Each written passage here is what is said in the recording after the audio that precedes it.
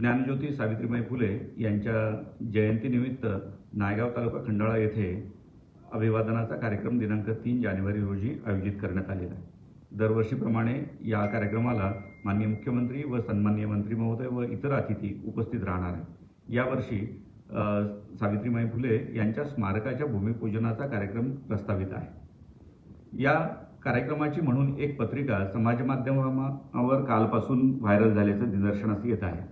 मी आपणा सर्वांना नम्रपणे सांगू इच्छितो की समाज माध्यमामध्ये पसरवण्यात आलेली पत्रिका ही मागच्या वर्षीच्या एका पत्रिकेचं फेरफार करून खोडसाळपणे प्रसारित करण्यात आली आहे।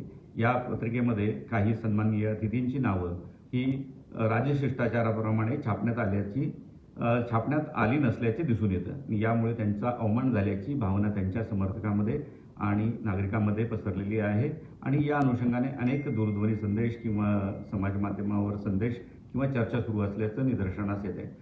त्यामुळे मी याद्वारे स्पष्ट करू इच्छितो की अद्यापपर्यंत जिल्हा परिषदेने किंवा ग्रामविकास विभागाच्या वतीनं कोणतीही पत्रिका छापण्यात आलेली नाही।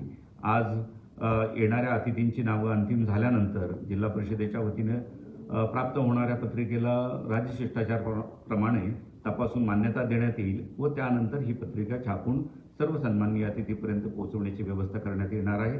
या पत्रिकेमध्ये उपस्थित राहणाऱ्या सर्व सन्माननीय अतिथींची नावं ही राजशिष्टाचाराप्रमाणे समाविष्ट करण्यात येतील। त्यामुळे मी या माध्यमातून आपणा सर्वांना विनंती करतो की समाज माध्यमामध्ये सध्या प्रसारित होत असलेली व्हायरल होत असलेली जी पत्रिका आहे ती अधिकृत नाही, ती जिल्हा परिषदेच्या वतीने किंवा जिल्हा प्रशासनाच्या वतीने तयार करण्यात आलेली नाही।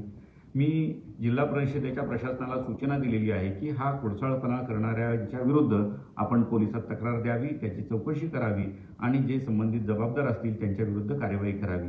आपण सर्वांनी याची नोंद घ्यावी एवढीच मी आपल्याला नम्रतापूर्वक विनंती करतो, आवाहन करतो। धन्यवाद।